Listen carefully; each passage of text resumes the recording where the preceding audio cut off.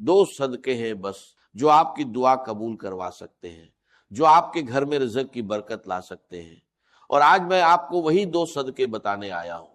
لیکن پہلے ایک سوال، کیا آپ نے کبھی محسوس کیا کہ آپ دعا مانگتے ہیں لیکن قبول نہیں ہوتی، محنت کرتے ہیں لیکن برکت نہیں آتی، رزق آتا ہے اور ہاتھ سے پھسل جاتا ہے، پتہ بھی نہیں چلتا کہاں گیا؟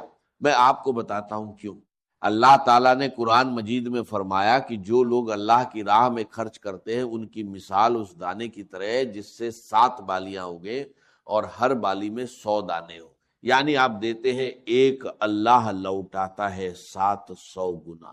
یعنی صدقہ رزق کم نہیں کرتا بلکہ رزق کو کئی گنا بڑھا دیتا ہے، لیکن ہم نے صدقہ چھوڑ دیا ہے۔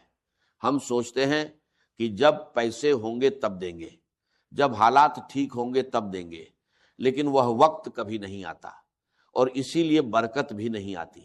ہمارے نبی کریم صلی اللہ علیہ وسلم نے فرمایا کہ صدقے سے مال کم نہیں ہوتا، یعنی آپ جتنا دیں گے اللہ اس سے زیادہ واپس کرے گا۔ یہ اللہ کا وعدہ ہے اور اللہ کا وعدہ کبھی جھوٹا نہیں ہوتا۔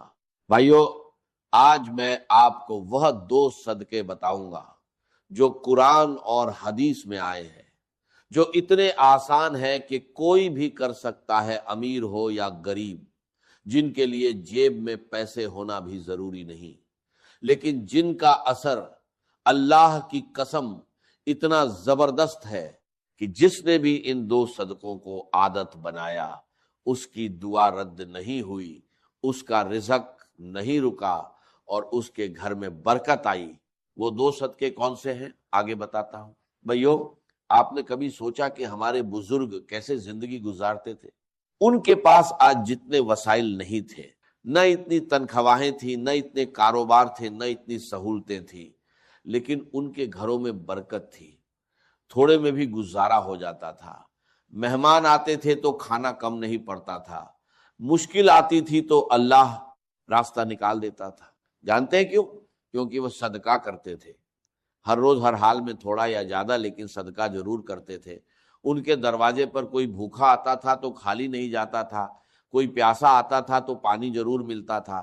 یہی ان کا معمول تھا اور یہی ان کی برکت کا راج تھا، اور آج ہم نے وہ عادت چھوڑ دی۔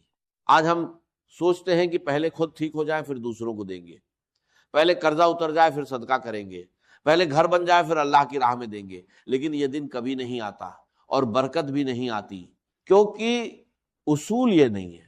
اصول یہ ہے کہ پہلے دو پھر اللہ دے گا، پہلے اللہ کی راہ میں خرچ کرو پھر اللہ تمہارے لیے خرچ کرے گا، پہلے کسی بھوکے کا پیٹ بھرو پھر اللہ تمہارا پیٹ بھرے گا۔ ہمارے نبی کریم صلی اللہ علیہ وسلم نے فرمایا کہ اے ابن آدم تو خرچ کر، میں تجھ پر خرچ کروں گا۔ یہ اللہ کا فرمان ہے، اللہ خود کہہ رہا ہے کہ تو دے میں دوں گا، تو نکال میں بھروں گا، تو کسی کی مدد کر میں تیری مدد کروں گا۔ اللہ کی قسم اس سے بڑا وعدہ کوئی نہیں ہو سکتا، لیکن ہم اللہ کے اس وعدے پر یقین نہیں کرتے۔ ہم ڈرتے ہیں کہ دے دیا تو کم ہو جائے گا، نکال دیا تو خالی ہو جائے گا، لیکن یہ سوچ غلط ہے، بالکل غلط ہے۔ صدقہ مال کم نہیں کرتا، بڑھاتا ہے۔ صدقہ رزق نہیں روکتا، کھولتا ہے۔ صدقہ دعا رد نہیں کرتا، قبول کرواتا ہے۔ اور آج میں آپ کو وہ 2 صدقے بتاؤں گا جو سب سے آسان ہیں، سب سے زیادہ ثواب والے ہیں، اور جو آپ کسی بھی حال میں کر سکتے ہیں۔ وہ 2 صدقے جن کے بارے میں ہمارے نبی کریم صلی اللہ علیہ وسلم نے خاص طور پر فرمایا اور جن کا اجر اللہ کے